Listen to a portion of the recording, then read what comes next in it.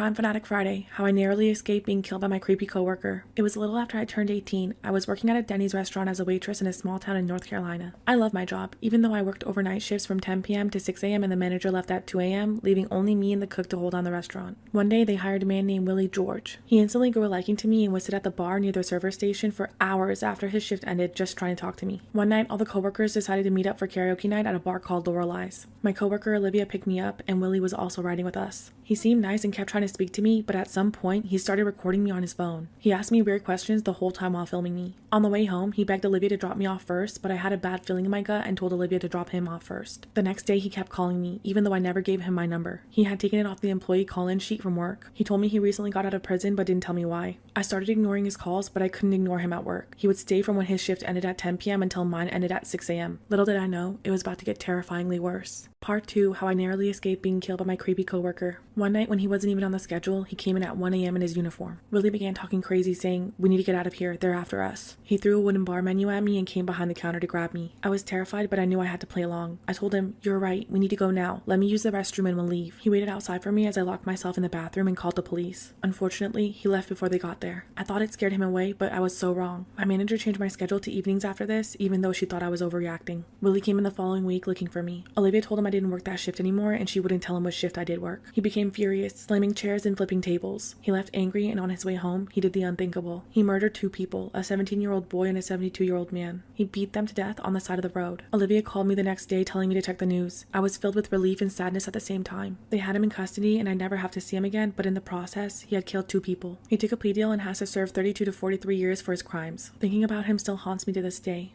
Storytime about how a girl used me for her OnlyFans content. My boyfriend and I decided we wanted to spice things up and bring another girl in. I've always been attracted to girls, so it was actually my idea, and of course my boyfriend didn't object. We made a profile on a dating app saying what we were looking for. I didn't think too many girls would be down for this sort of thing, but I was so wrong. To my surprise, we got a ton of matches and messages from cute girls. One girl named Becca messaged us, and I was really interested because she was so beautiful, like an Instagram model. We started messaging back and forth for a few days, and then we decided to meet up downtown at a club on the weekend to get drinks and have a fun night out. I asked her for her Instagram to make sure she was legit and her profile checked out. The night came to meet up, and she looked just like her pictures, a total baddie. We got drinks and started talking, and she seemed really cool. A few drinks later, we were dancing, and a drink after that, we were all making out. We were having so much fun, and we stayed until the club closed at 2 a.m. We were planning on going home, but Becca insisted we come to her place for a drink and hang out some more. She hyped us up, and we agreed. We got an Uber and caught a ride together to her place. This is when things got wild. Part 2 of how a girl used me for her OnlyFans content. We pulled up to her place and hopped out of the Uber. She showed us in and made us a really good drink that kept our buzz going. One thing led to another, and we ended up in her bedroom. She asked if we wanted to hook up, and we agreed. In the middle of the action, she asked if we wanted to make some videos for fun. I was a little hesitant, but she insisted and said that it would be exciting. I agreed, but only if they were recorded on my phone, which she agreed with. I started recording and got some really good content. The next morning, I woke up with a text from Becca saying how much fun she had and asking me to send her the videos we made. I sent them over, and she immediately blocked me on everything after receiving them. I was shocked. I told my boyfriend that she blocked me and grabbed his phone to see if he was blocked as well. I checked her Instagram and saw that she posted a story update 2 minutes ago. The story said, "New threesome videos on sale on my OnlyFans. DM me for the link." A few minutes later, my boyfriend was blocked on her account as well. I couldn't believe she used us for OnlyFans content and was profiting off of our goods. Luckily, our faces and tattoos weren't in any of the videos we sent her. Looking back on it now, it's kind of funny, but to this day, I still think I deserve half of the money she made off of those videos. Storytime about how I got a bloody nose on a Tinder date. I met a cute guy on Tinder who was 7 years older than me. He wanted all the same things I did in a relationship, so we decided to meet up. He was sweet at first, but then he started drinking and his friends started to wish me good luck. Let me just say that I'm 110 pounds and he was a 230-pound bodybuilder. He started to get super sexual, touchy, and aggressive. He would grip my leg so hard that it bruised and bite my neck hard enough to where it turned red and had teeth marks. It all really hurt, but I'm kind of into that stuff, so I rolled with it. Then when we went to the bar, he snorted some stuff and it escalated. He dragged me into the bathroom at the bar, even though I said no. He pinned me to the wall by my throat and smacked me across the face, asking me if I liked it. I felt something drip from my nose and my face stung, so I shoved him off of me and checked the mirror. I had a handprint on my face and a bloody nose. He followed right behind me and grabbed me, but thankfully stopped when he saw the blood. He started to apologize profusely, but I told him that I had to go home and I left. He reached out again to apologize, but I ignored him and never talked to him again. I can still feel the slap to this day and it hurts like hell when I think about it. This is why you shouldn't play around with dark magic. When I was in high school, I started getting into witchcraft. It started with simple things like making myself feel better, charms, etc. I had a best friend who ignored me when she got into a relationship with her boyfriend.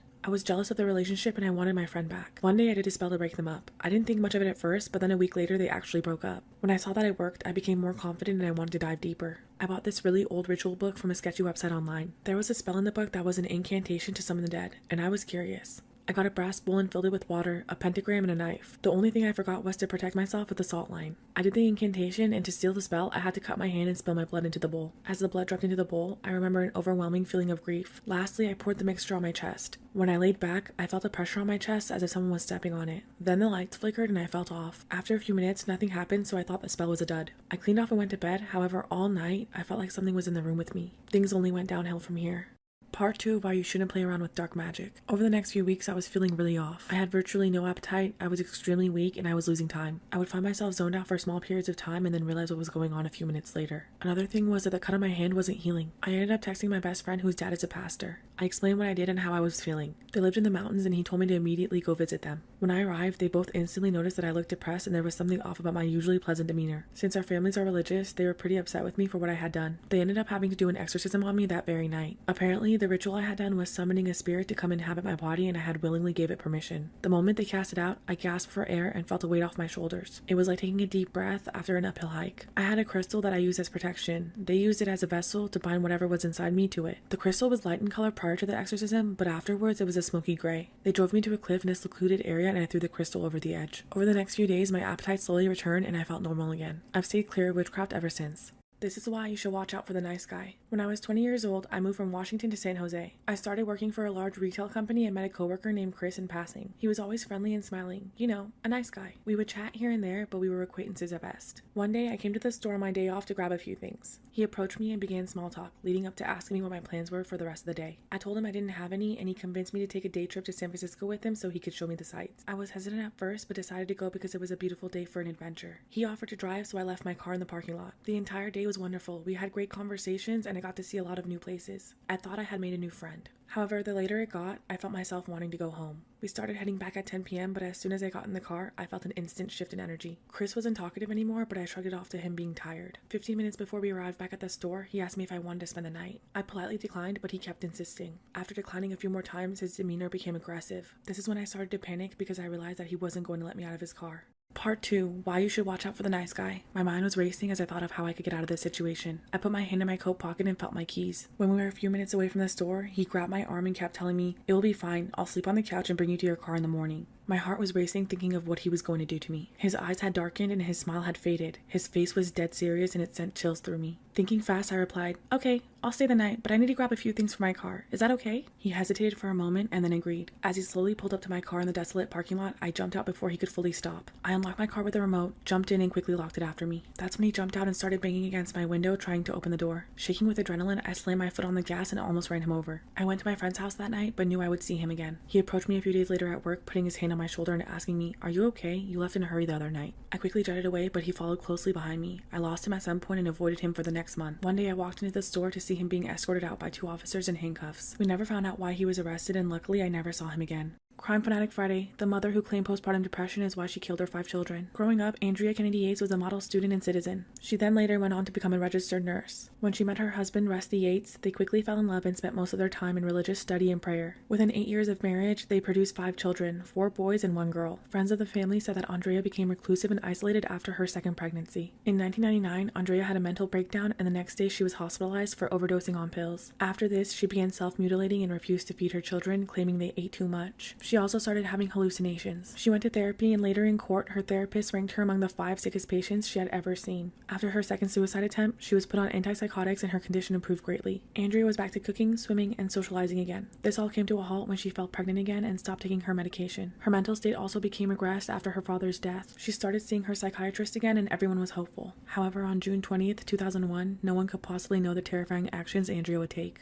Part 2, the mother who claimed postpartum depression is why she killed her 5 children. Andrea's husband consistently pressured her into having more children, disregarding her deteriorating mental health after each pregnancy. She filled the tub with water and drowned her 3 youngest boys, then placed them on her bed and covered them. Her firstborn ran away from her after seeing his sister in the tub and asking his mother what was wrong. Andrea caught him, and as he screamed, she forced him into the tub next to his sister's body. He fought desperately, but she outmatched his strength. She then brought her daughter to the bed along with the boys and laid her in their arms. She then called 911 and told them what she'd done. She was still completely drenched when arrested. During her trial, Andrea explained her actions, stating that she was a bad mother and needed to be punished. In 2002, her controversial trial lasted 3 weeks and the jury found her guilty of capital murder, giving her life in prison. However, in 2006, she was given a retrial where the jury of 6 men and 6 women found her not guilty by reason of insanity. She was sent to a Texas hospital indefinitely and consistently waives a review of her status, which is the only way that she can be released. This leads to a question: was she mentally ill and the system failed her, or should she have been held accountable for her actions? Story time about how my online boyfriend hired a hitman off the dark web to kill me. I've always been a big PC gamer. When I was in high school, all I did was go to school, come home, and stay up way too late on my PC. It was like an escape for me, and it was something that I really enjoyed. I was also one of those kids that dated online instead of in real life. I would usually block guys that would hit on me, but there was one that stood out. We met in a game and worked well together, so I decided to add him. He was really nice, always made me laugh, and he was a brilliant player. We got so close, I gave him my phone number and added him on social media. One thing led to another, and we started dating, even though we never actually met in person, although we were planning to. Things were going great until he started to get controlling. If I wanted to hang out with my friends in real life and skip a day in my room online, he would get mad. He would force me to FaceTime him when I was with my friends to make sure I wasn't with any guys. He demanded that I share my location with him at all times, and to give him all my passwords to my social media accounts, even my iCloud. When I finally stood my ground and told him no, he freaked out on me, which made me realize that this was heading south quickly. I told him I was starting to think that this might not work out between us. This is when things got crazy and he started threatening me.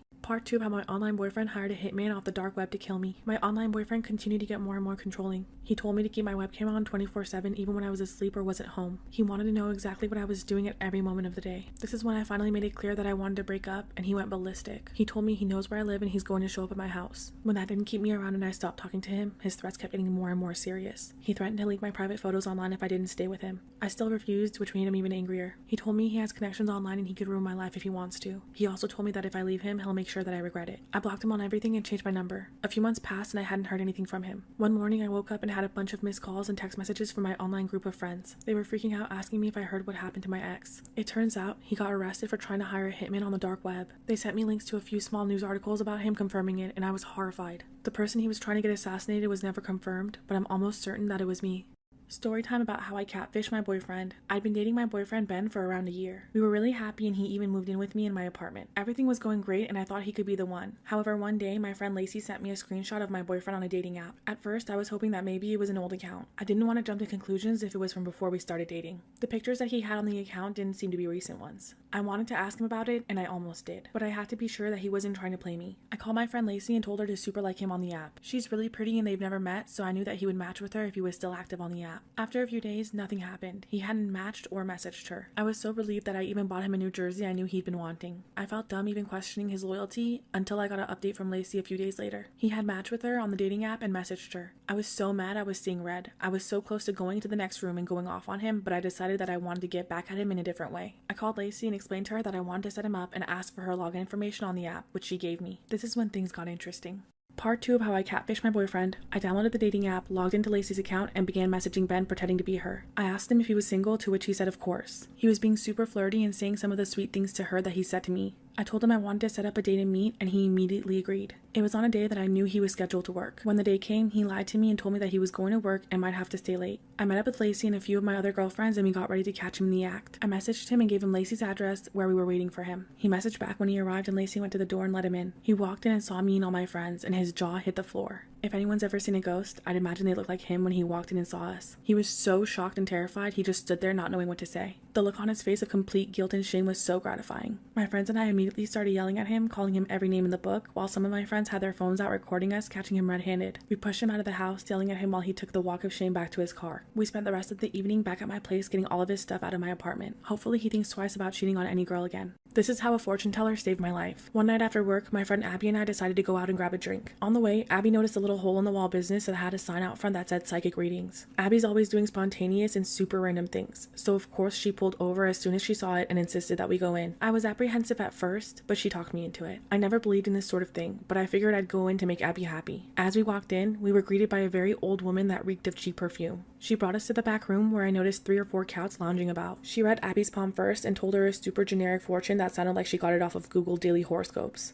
I couldn't help but to scoff. When it was my turn, she grabbed my hand and began reading my palm. She seemed to be taking forever with my reading. Then she looked up at me with a worried look, gripped my hand so hard that it hurt, and said, "You will receive something that doesn't belong to you in the coming months. It will be wet. Stay at a friend or family member's house that day, dear." I gave her a strange look and we left and went on with our night. Little did I know this piece of information would end up saving my life. Part 2 of how a fortune teller saved my life. Months went by since I saw the fortune teller. I never gave what she said a second thought. One morning I woke up and went to go check the mail. There was a package on my doorstep, but I hadn't ordered anything recently. There was a bad storm that day, and the package was soaked. After taking it inside, I noticed that the package wasn't mine and it had been delivered to the wrong address. This is when it clicked in my head, and I remembered what the crazy old fortune teller lady had told me. I'll receive something that isn't mine, it'll be wet, stay at a friend's house that night. I'm not gonna lie, I was a little freaked out. I thought to myself it was probably a coincidence and that packages get delivered to the wrong address all the time. But what she said stayed in the back of my mind all day. I decided to stay at my sister's house that night just to be safe. I went over to her house in the storm and we had a much needed girls' night. The next morning I went home and I was shocked. Sometime last night during the storm, the large tree in my front yard had fallen on my house right on top of my bedroom. It completely broke through the roof, destroying my room and the hall. I got back in my car and drove to the fortune teller's business to thank her. When I got there, her business had been closed down and she was nowhere to be found. To this day, I still believe that her warning saved my life.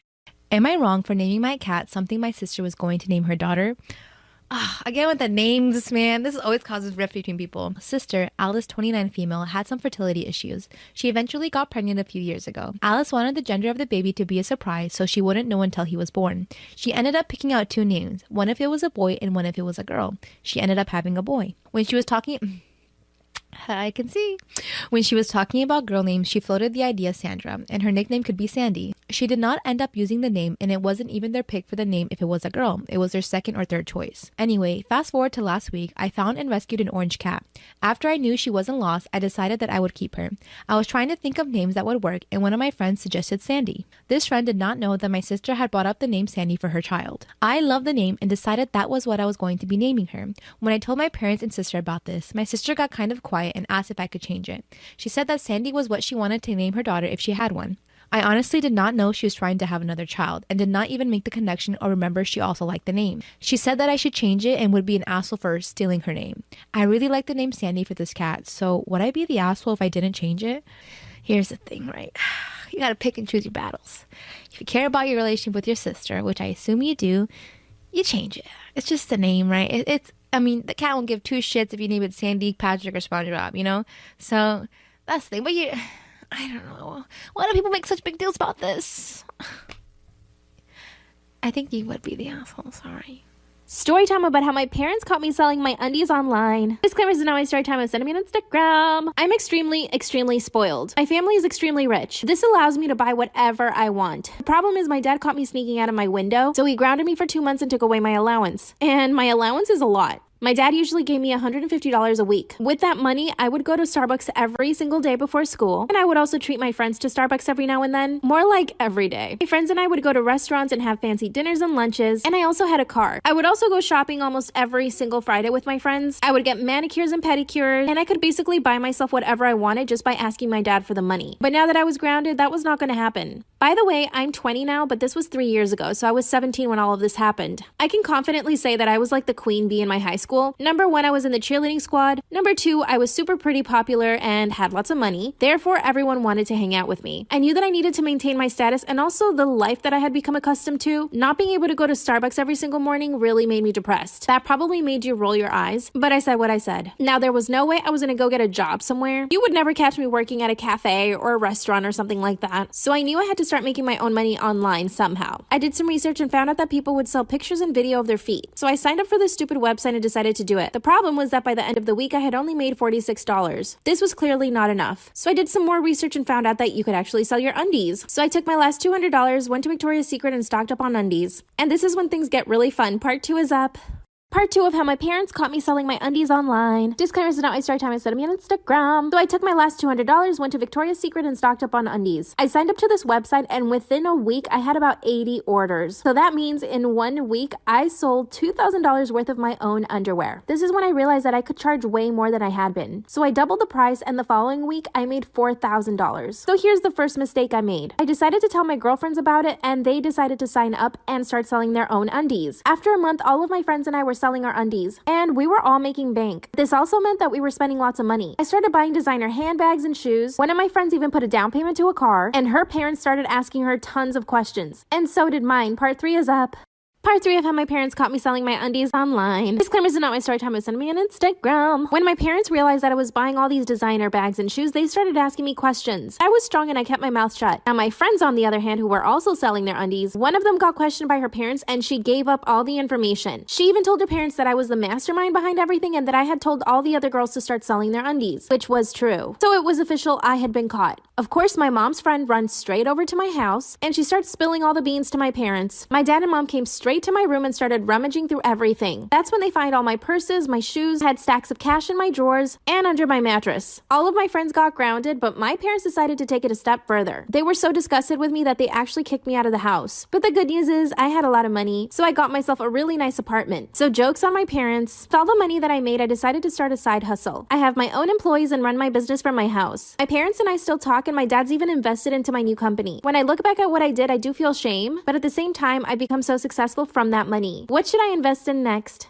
My husband is a transgender man and we've always wanted to start a family together. I have a huge fear of pregnancy, so he offered to carry the baby. It was an insane process. He had to stop taking testosterone for a long time, but he was amazing throughout the whole process and I did everything in my power to help him feel more comfortable. None of my family know that he's transgender. They're homophobic, transphobic, all the phobics, but our friends know. He posted an ultrasound on his private Instagram, not knowing that my sister follows him on a burner account. Well, she saw the photo and told my whole family. They were furious that I wouldn't tell them. Our plan was always to say that we adopted. They assumed I was the one pregnant and blew up on me, so I just let it go and rolled with the lie because I wasn't going to out my husband. The first couple of months, I let them visit. Eventually, I'd start eating big meals and purposely bloating myself to the point of discomfort so I looked pregnant. They said around the 6-month mark that I was remarkably small, but I just played it off. Eventually, I couldn't lie any longer, so I looked for every excuse in the book not to see my family. I turned down the offers of baby showers, gender reveal parties, and anything that would require us seeing each other. Luckily, my family lives an hour away and we all live busy lifestyles, so them randomly visiting wasn't an issue. The one time they did pop in unexpectedly, we were out of the house. If they FaceTimed, I made a point to be in bed feeling horribly sick so I couldn't give the bump update. I lied my ass off and they just thought that I had a rough pregnancy. My husband gave birth a year ago and went straight back on testosterone, and now we're happy as ever. My family have met our daughter and they adore her. However, a week ago, after an argument between myself and a friend, said friend decided to out my husband by messaging my family and included proof.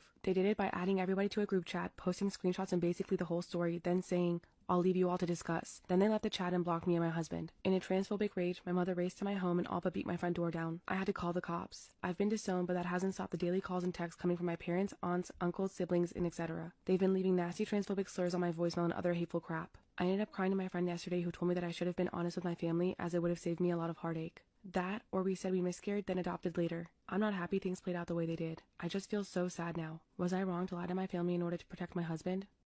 Crime Fanatic Friday, Part 2, The Girl Who Survived a Serial Killer. Jennifer Aspenson had just managed to break free from her restraints and pop the trunk of her abductor's car. He gets out and slams it shut again. He gets in his car to drive off when his tire gets stuck in the soft sand on the shoulder of the desert. Jennifer manages to pop open the trunk once again and listens to the voice screaming in her head telling her to run for her life. The man grabs a machete and starts chasing after her. As she's sprinting along the deserted highway, by some miracle, a truck is driving towards her. The truck stops and it turns out to be 2 Marines. They quickly put her in the backseat and try to go after the captor, but she urges them not to as he has a gun. The Marines clothe her as she tells them what happened. She had been tortured for nearly 2 hours in that desert. The Marines take her to a patrol station in the nearest town 20 minutes away. However, her nightmare was far from over because no one believed Jennifer's story, including her mother or police. She was forced into thinking that she had some crazy episode and moved on with her life, believing that she'd never see him again. Approximately 4 years later, in 1996, Chicago was plagued by 3 consecutive murders that all shared the same MO. Hands tied, naked, discarded in water, and shot by the same weapon. However, police had no leads. It wasn't until a sex worker gave a tip about a John who had requested to restrain her. She remembered hearing about the other victims and reported it to police. This John turned out to be a man named Andrew Urialis, 32 and an ex-Marine. He had recently been arrested for possession of a firearm that turned out to be the exact one used in the Chicago murders. Urialis confessed to everything, including his murders in California, also outlining the details of Jennifer's kidnapping. They interviewed her and she pointed his picture out as the man who assaulted her 5 years prior. Urialis had murdered 8 women and Aspenson was the only one who survived. She attended every trial and testified against Urialis. He was found guilty of his crimes and put on death row. In 2018, he was sentenced to death in California. Less than a month later, he carried out his own sentence and killed himself in his cell. Jennifer went on to become a proud mother, public figure, author, and wife. She released her book, The Girl in the Treehouse, about her ordeal in 2018. She also starred in an episode of I Survived a Serial Killer, which is available on Hulu.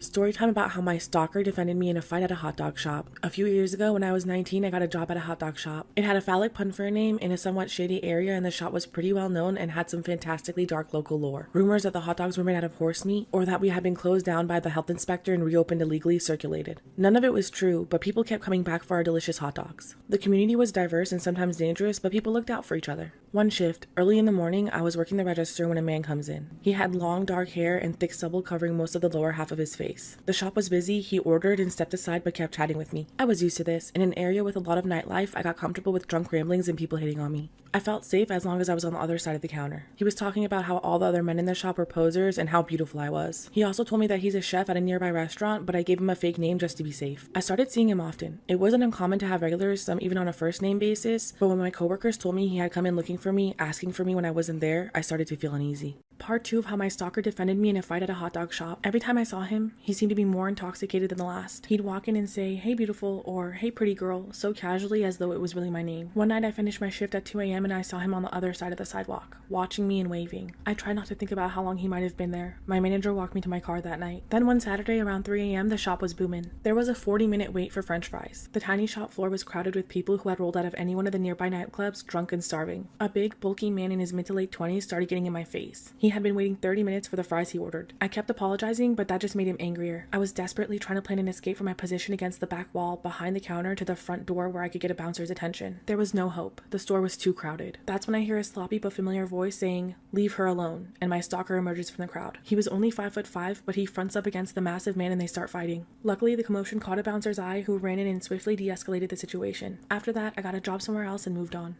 This is how I met my soulmate without ever actually speaking to him. I work at a small family-owned ice cream shop. This really cute guy would come in every Friday around 5. I never actually took his order as I was the one making the cones and sundaes behind the counter. He would always tell my coworker taking the orders, "I want whatever she's in the mood to make. Tell her to surprise me." And he would point me out. My coworker would deliver the message and he would look at me and smile. Each Friday when he came in, he would say, "I'll have my regular order, whatever she wants to make." I made him something different every week. I tried to be creative and give him something new and fun every time. I would try really hard not to look over at his booth, but I would always catch myself staring. He started leaving me little flirty messages on his receipt with a small cash tip at his table. I started to write back on his orders with caramel or chocolate sauce on his plate the best I could. However, it wasn't very legible or practical, so I started giving him flirty little sticky notes with his order. It made my Fridays really fun and something to look forward to. I was waiting for him to ask me for my number or to ask me out on a date so we could actually talk to each other. This went on for weeks until he finally made the cutest move ever. Part 2, how I met my soulmate without ever actually speaking to him. After a few weeks of writing to each other on receipts, he finally decided to shoot his shot. He came in at his usual time, and I immediately started making him something new that I had in my head all day. Sweet cream ice cream with Oreos and little heart-shaped candies that I brought from home just for this. As always, he left me his note on the receipt with a tip, but it was special this time. It said, "It's my turn to make you something. Meet me at Jasmine's Fine Kitchen tomorrow at 9 p.m. The restaurant he was referring to was in the same parking lot where I work. I went home and spent about 2 hours trying to figure out what I was going to wear for my date. I showed up the next night to the restaurant, ready to finally talk to this guy. I walked in and I saw him waiting for me at a really nice table in the back of the room. The first thing he said to me was, "What can I get you tonight, miss?" with a huge smile on his face. It turns out he works as a cook at the restaurant. I of course told him to surprise me, just like he would always request from me. He went to the back and immediately came out with a 3-course meal that he had already prepared for us. We had the most amazing date and the rest is history. He still comes in every Friday to get his surprise ice cream order from me.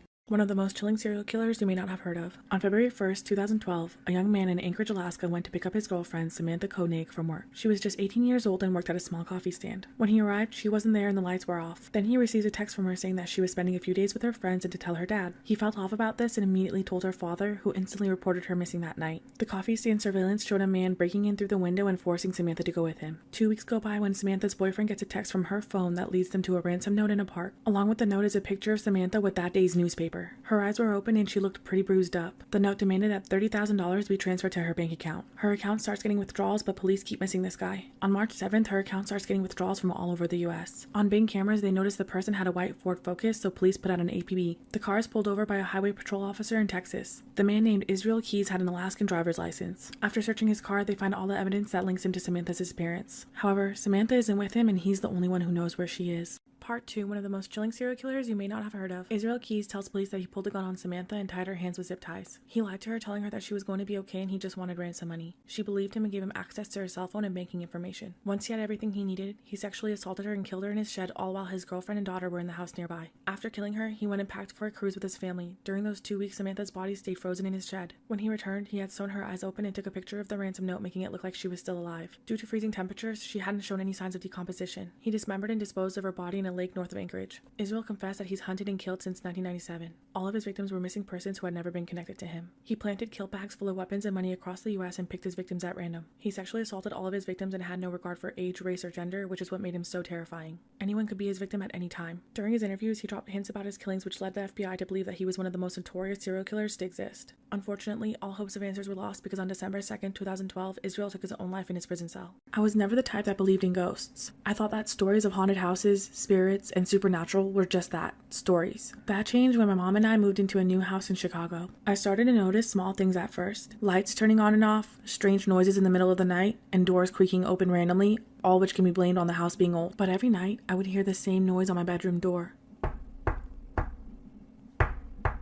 followed by the door slowly creaking open. The first few times, I blamed the old door and the aged hinges, but it kept happening and the knocks kept getting louder and louder. One night, I decided to move my small nightstand in front of the door on the inside of the room, so it couldn't be pushed open easily. Whatever was knocking on my door didn't like this. The taps that night turned into violent bangs. I screamed for my mom to come and she came rushing into the room, knocking over my nightstand in front of the door. When I told her what was going on, I thought she'd call me crazy, but she just stared at me silently with a shocked look on her face. That's when she told me that she's been hearing the same noises coming from my door, but she didn't want to scare me. What happened next still freaks me out to this day. Part 2 of how I moved into a haunted house. I slept in my mom's room the next few nights and we could hear the knocking on my bedroom door from her room, followed by the door slowly creaking open. The next night we decided to leave the door open and that night we heard nothing, no knocking. Every time we left it shut, the knocking would happen, followed by the door slowly creaking open. We did some research online and discovered that 2 people took their own life in this house over 15 years ago. We asked around and found out the whole story from one of our neighbors. It turns out the boy who used to live in my room was bullied every day at school, and his mother was worried about him. She was always knocking on his door asking him to keep the door open and make sure he was okay, especially at night before bed. One night, she knocked on his door to say goodnight and he wouldn't answer back. She pushed the door open and found him dead. Our current neighbor came over after hearing the news to comfort the mom, and that's when he found out all the details of the incident. It ended up being too much for the mom to handle, and weeks later, she took her own life in the house as well. I've since moved out of the room and we keep it empty. We never close the door so the mom can check on her son without worry. Part 1 of how I stole my boyfriend's side chick. My boyfriend Zach and I decided to check out a new restaurant in town for date night. We got in his car and started to head out. He usually has better cell coverage than me, so we were using the navigation on his phone to get to the new spot. I noticed his buddy from work, Matt, was texting him as usual. However, this time I noticed the heart emojis out of the corner of my eye at the top of the screen from Matt, which I thought was weird. I started to think about it, and Matt would always text pretty late at night, and my boyfriend always seemed really happy when texting him. I played it off like I was going to look for a faster route, picked up his phone, and quickly copied down the number. When we got to the restaurant, I started paying attention and noticed Zach texting throughout our date. The next day, I called the number and a girl named Jessica answered. He saved her number under Matt and told me he was a buddy from work for months. We started talking and she told me that she had no idea that he had a girlfriend. She also told me that they met on Tinder and they've been talking for a while. She was really honest and cool about it, and she was just as mad as I was. We decided to meet up and talk some more about what we were going to do to get back at him. This is when things got interesting.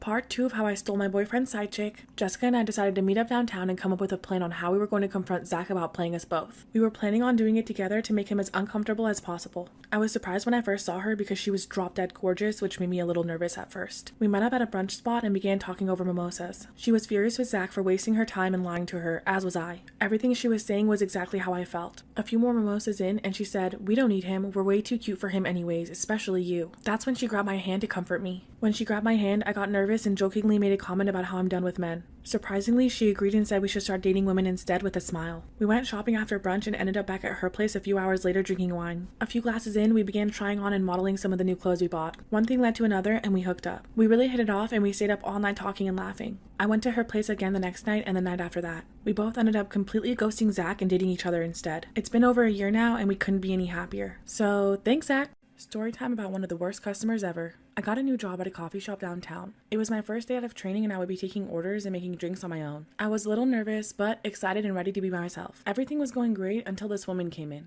She came up to the counter and immediately noticed that I was new there. She said, "I'm a regular and come in almost every day. Write my order down and save it so I don't have to explain it to you again next time." At first I thought she was joking, so I smiled and laughed, but then I quickly realized that she wasn't kidding. She proceeded to order a very complicated drink, which I didn't mind. I was up for the challenge. I made her drink and handed it to her with a smile. Without even trying it, she said the color was off and requested I remake it. When I turned around to try again, she said, "Don't mess it up this time. It's not rocket science." I remade the drink, and this time she picked it up and looked at it, didn't try it, and complained that I put too much caramel in it and asked if I was trying to make her fat. I remade the drink a third time, doing everything she requested. This time she actually tried the drink and immediately spit it back into the cup. She then told me that I'm horrible at my job, called me incompetent and lazy, and of course, asked to speak to my manager. It only got worse from here. Part 2 of the worst customer ever. After she requested to speak to the manager, I went to get the shift lead and explain the situation. He immediately knew what customer I was referring to. My manager went to speak to her as I remade her drink a fourth time. She demanded that the drink be free and that we also let her pick a food item on the house for wasting her time. When we refused, she went ballistic and started screaming that she would never come here again and that we lost a customer. She demanded that we get the owner of the store down here immediately and said that she wouldn't leave until the owner arrives. We told her that she would have to leave or we would call the cops. She continued screaming at us, took the drink without paying, and knocked over one of the displays on her way out. My manager said that this customer complained almost every day, told me I'm doing a good job, and thanked me for finally getting rid of a Karen. I couldn't believe my eyes when she came back a few days later. I was dreading having to take her order again. To my surprise, my manager confronted her about not paying the other day and knocking over our display. He then asked her to leave, but she went crazy again and refused to leave, and this time we did have to call the cops. Ultimately, she left before the police came and hasn't been back since. This is why you should be careful who you swipe right on.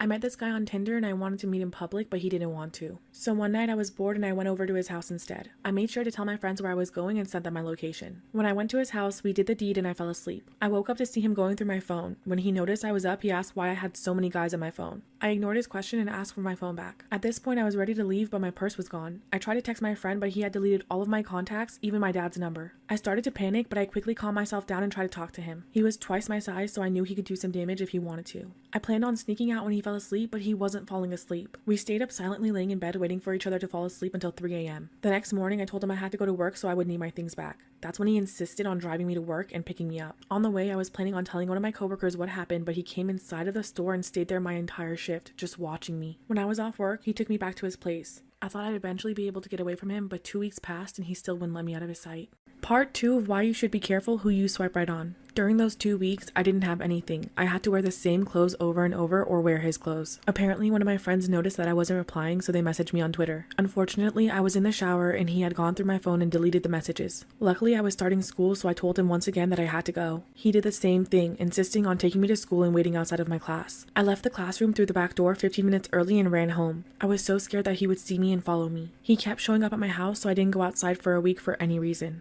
Eventually, he went away. 2 months later, I moved across the country with my friend and everything was going great, until I got a text from an unknown number that just said, "I'm here now." When I asked who it was, he told me it was him and that he had moved 30 minutes away from me. He never came to find me in person, but he would text me all the time, and when I blocked him, he would just get a new phone number. This went on for about 2 years, and I ignored him the entire time. It's now been a year since I've heard from him, and I also moved back. I told my mom what had happened, and she tracked him down and saw that he also moved back. Now I'm always careful who I match with. This is why you shouldn't do drugs. I'm a nurse in a busy hospital and I work in urgent care. One night a guy got brought in and he was really messed up on all kinds of drugs. He was really sick, but after a few hours he was conscious and started acting crazy and getting violent. We were forced to secure him to the bed with soft restraints and give him something to calm him down. He accused us of being aliens and kept demanding that we take him back to Earth. I informed him that he is indeed still on Earth and we're just trying to help him, but he kept insisting that he needed to escape. As I was coming back into the room to give him something to calm down, he managed to remove all soft restraints and began ripping out all of his IVs. Then he got up from the bed, completely naked and covered in blood, and began to run out of the hospital room. He ran out into the hallway as we chased after him and yelled at him to stop. We were on the second floor and he ran to the elevator and pushed the call button vigorously. As we got closer to him, he freaked out and proceeded to the railing looking down at the lobby of the first floor. He got on top of the railing and said, "You'll never catch me alive, I won't be your test subject," and jumped. I'll never forget the sound his body made when it hit the ground or the screams of the nurses. To my surprise, he got up and started limping towards the exit, flipping us off from the hospital lobby, hysterically laughing. After that, I never saw him again. Seems every time I take a drink, I'm reaching out for you. Seems I'm always late night texting, reaching out for you. Every morning I find drunken messages spilling the truth on you.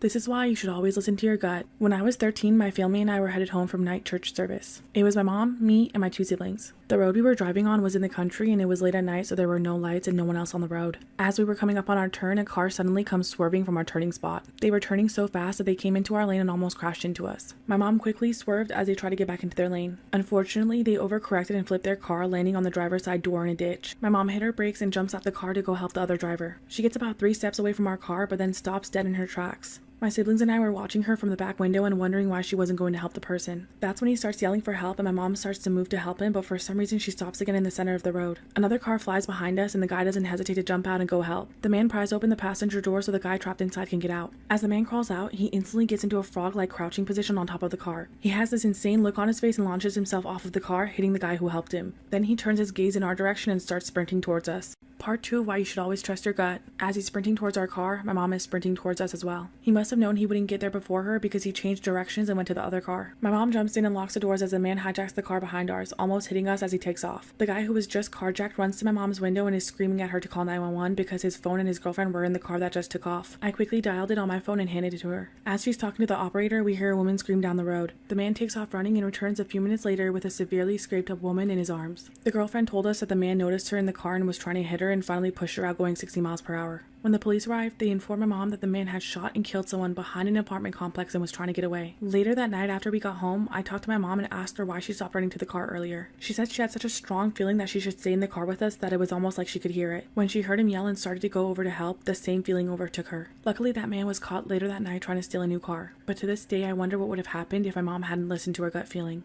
Crime Fanatic Friday. Something's off with the new guy. I had taken a job as a security guard at a plant that made locks. I worked from 7:30 p.m. till 3:30 a.m. and there was always 2 of us. After working there 6 months, I saved enough to move and serve my notice. A new hire was brought in to fill my spot. He was a soft-spoken man named Calvin. He worked all hours as part of his training and at night he'd shadow me or my coworker Amira. Amira and I were 18 years old while Calvin was a decade older. He was quiet and polite, but something seemed to be missing. There's a spark that genuinely nice people seem to have and he didn't possess it. At first I thought he was just awkward, but that thought quickly changed. One night during his first week, he went on rounds with Amira. When they returned to the office, I immediately knew something was wrong. Amira was normally talkative, but she was dead silent, and when Calvin went to the restroom, I asked her what's going on. On their rounds that night, during the part of the plant that's the darkest, she was walking up the stairs when she turned around and he was right on her. She backed against the railing and he leaned in towards her, his face nearly touching hers. He flirted in a low voice, and when she mentioned his wedding band, he said it would be over soon. The next night came and went, but Calvin never showed up. A couple of days later, we found out the chilling reason why.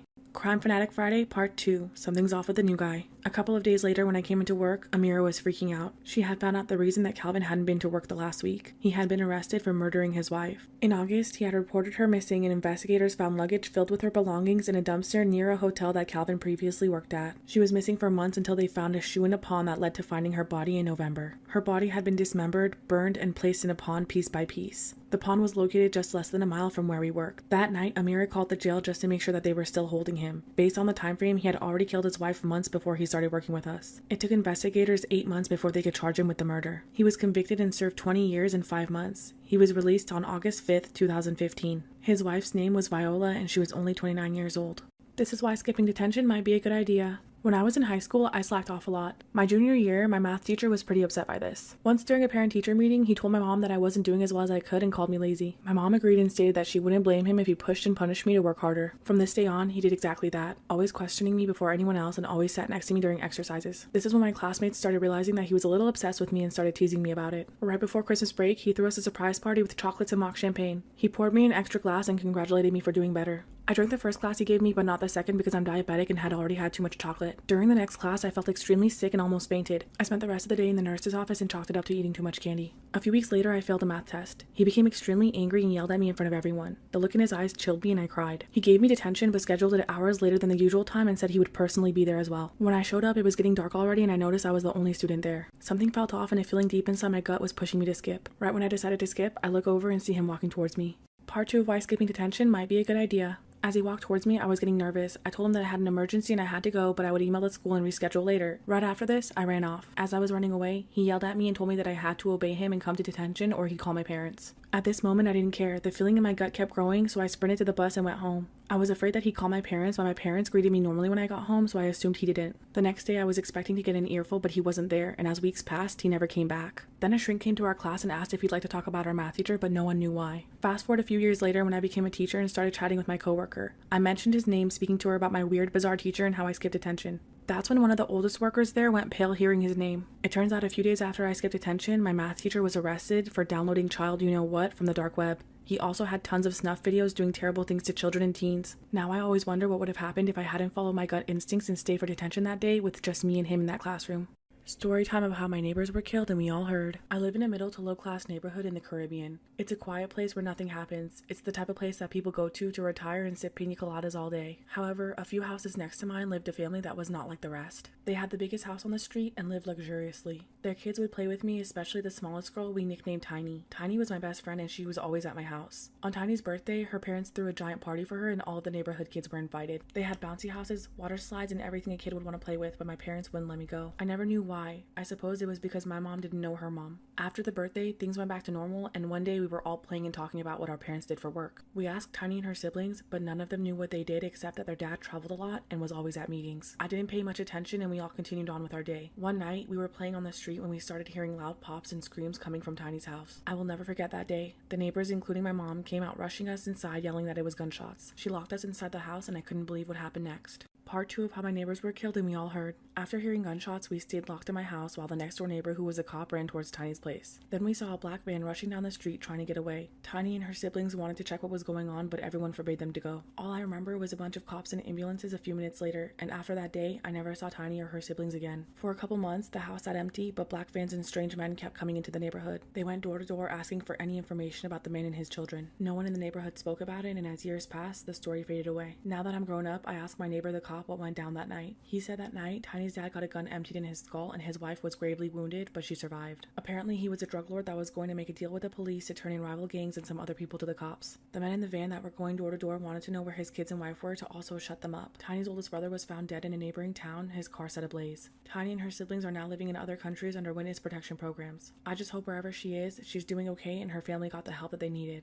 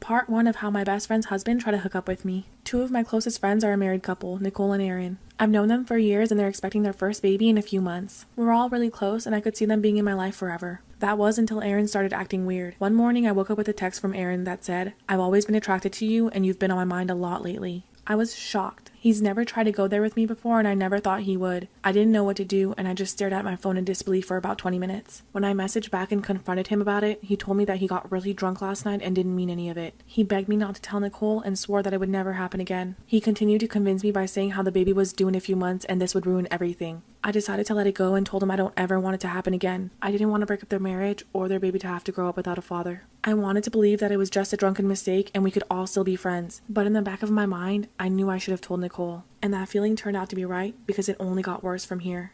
Part 2 of how my best friend's husband tried to hook up with me. A few weeks after the drunken text incident, I received a Snapchat from Aaron one night. I opened it and it was the one thing that girls never want to get. The infamous unsolicited D-pic. I could not believe that this guy really sent me something like this after begging me not to tell his wife about the previous flirty text message. Before even replying, I had already made up my mind and I was going to tell Nicole. After I told him I was going to tell Nicole, he tried to convince me that he sent the picture by mistake. I replayed the snap and screenshotted it for evidence to show Nicole. Before I could reply again, he messaged me back and said, "Replaying a screenshot, huh? You must have really liked what you saw." I was fuming and furious that he would even think for a second that I was interested in his disgusted naked selfie. I immediately sent the screenshot to Nicole and told her what happened. I also explained what had happened before. She ended up kicking him out of their apartment that same night. Then she asked me to come over and we spent the evening packing up Aaron's stuff and putting it on the curb. I guess the next morning, Aaron hadn't gotten his stuff fast enough and it was garbage day. Nicole and I are still best friends to this day.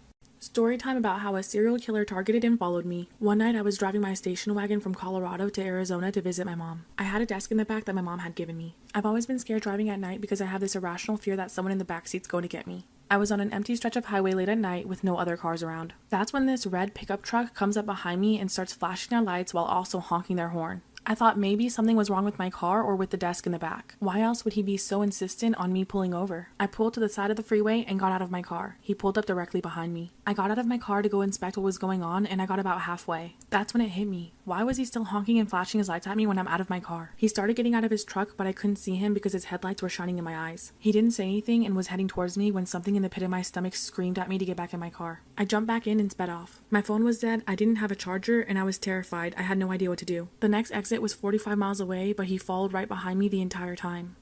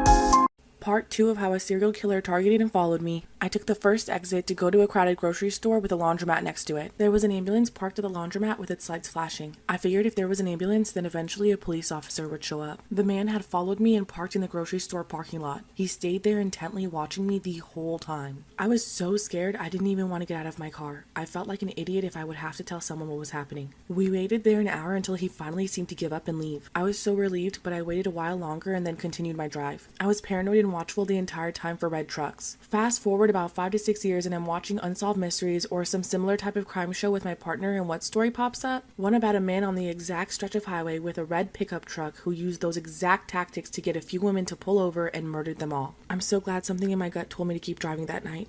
This is why you probably shouldn't look for love on Plenty of Fish. I met a guy on Plenty of Fish, and after about a week of chatting online, we agreed to meet. We met at a restaurant downtown, which was really far from where I lived. The evening went great, but after our date, when I was driving away, I noticed that he was following me. Because of the distance to my house, I wasn't immediately scared. I thought to myself, maybe we lived in the same direction and eventually he would take his exit. However, he didn't. My exit was coming up and I decided not to take it. I circled the entire city on the freeway and he stayed right behind me. This is when I was starting to panic, so I decided to go to my friend's house instead of mine. But when I pulled out the exit, I noticed that he didn't. This is when I got a breath of relief and I decided to go back home. As I was getting ready for bed, I started feeling dumb and thinking that I was just being paranoid. I decided to text him and tell him that I had a good night, and when I started typing, all of a sudden a message came through with a picture of my car outside of my house. I nearly died. My heart jumped out of my chest and I started shaking. I didn't know what to say, and he texts me and says, "I didn't know you lived across the street from me." But here's the thing, I've met all my neighbors and not once have I met him. I decided to go outside, and when I did, he was just standing there waiting for me.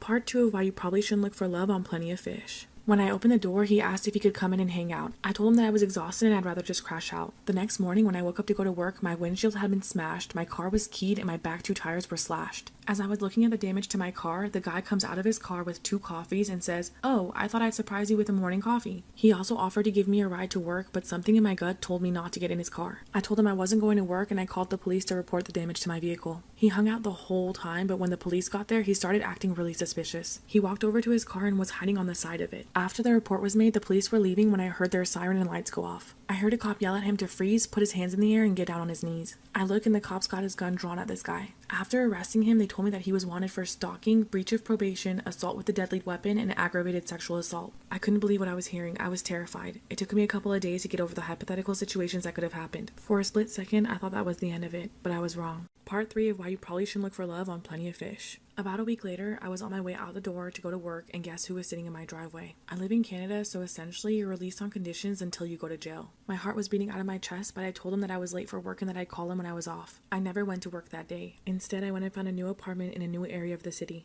I also changed my phone number and hired my friend's husband and his friends to go pack up my apartment and move it to their place for a month, and then move it to my new place because I was so scared this dude would follow them while moving. Once I got settled into my new place, I reported his Plenty of Fish profile. As far as I know, he ended up with a 7-year jail sentence. I haven't followed the case, but I know that he actually had pictures on his phone of about 10 women peeping into their windows. He also had pictures of them at work and pictures of their children. Since this experience, I've made sure to look into and verify whoever I'm going on a date with.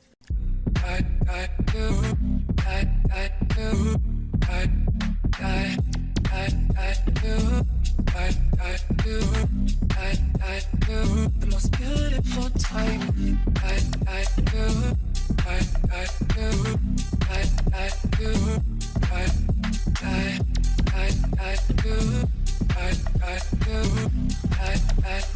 The most beautiful time you've got. The most beautiful diamond you've got. I was dating a guy for 4 years. We lived together for 3 of them and I thought he was the one. But then I found out that he was cheating on me, so I broke it off and moved out. 4 weeks after moving out, I started to get served with court papers. Apparently, while we were dating and living together, he stole my ID and social security number. I was shocked to find out that he had taken out thousands of dollars of debt in my name. He took out cash loans, opened and maxed out credit cards, leased vehicles, and even started a business. I had no clue until I was served with papers for non-payment. Since he would normally get the mail, he hid any paper correspondence and kept me in the dark. Any calls claiming I owed money, I chalked up as spam. By using my ID, social security number, and falsifying pay stubs in my name, he was able to put me over $500,000 in debt. You know that feeling when your world is crashing down faster than you can rebuild it? That's exactly how I felt. I had no other choice but to file for bankruptcy. I even had a detective from the DA's office in my county contact me, threatening me with committing fraud. I worked with them to give them as much information as I had, which cost me a couple $1,000s in criminal lawyer fees. I filed police reports for identity theft, but he was never arrested. And things just kept getting worse. Before I knew about all the identity theft, a few days after I moved out, I confronted him about a cable bill that I knew was still in my name. I asked him to switch it to his name since I wasn't living there anymore. This is when he told me it wouldn't take much for me to hire someone to find you, bind your hands and feet, beat you senseless, and leave you in a ditch to rot. I couldn't believe he was threatening me and I was terrified. And here's the kicker. A few weeks after we broke up, I found out that I was pregnant. I now have a 3-year-old that he has no idea exists. I never wanted to talk to him again and I see him as a monster. After we broke up, I did some investigative work. I found out that he was married, obviously separated but legally married, had 2 kids, and over $100,000 owed for child support. He also had a domestic abuse case against him from his wife and was on probation for drug use. I feel like I dodged a bullet. However, having all this done to me has damaged me for future relationships. I haven't been in a relationship since and have no desire to be in one. I don't trust anyone anymore. Despite all that I've been through, I count my blessings, and my child is certainly a blessing. This is why you should think twice about moving in with your friends. My friend Amy and I decided to get an apartment together. We've been friends for a while and she's the type of friend that I could never get sick of and always hang out with. The first issue we had was when she started bringing her boyfriend over a few nights a week, which was fine at first. However, he started coming over more frequently to the point where he was there 6 nights a week. Her boyfriend also always parked in my designated spot, leaving me nowhere to park. On top of that, Amy and I decided we would go shopping together for food every few weeks and split the grocery bill. But her boyfriend is over constantly eating all the food that we bought, and this guy can eat. Amy also complained that the AC bill is too high and we need to stop turning down the temperature so much, and I quote, open the windows and rough it. I went to work one day and came back and the apartment felt almost as hot as it was outside, which was over 100 degrees. My dog lives with us, so I always try to keep the apartment cool. I immediately checked on him and went to turn on the AC. But to my shock, Amy had taken the control panel off of the wall and hid it so I couldn't adjust the temperature. I called her furious and explained to her that she could have killed my dog, to which she replied, I'm not going to leave the AC on all day when we're gone for a stupid dog. This is when things took a turn for the worse.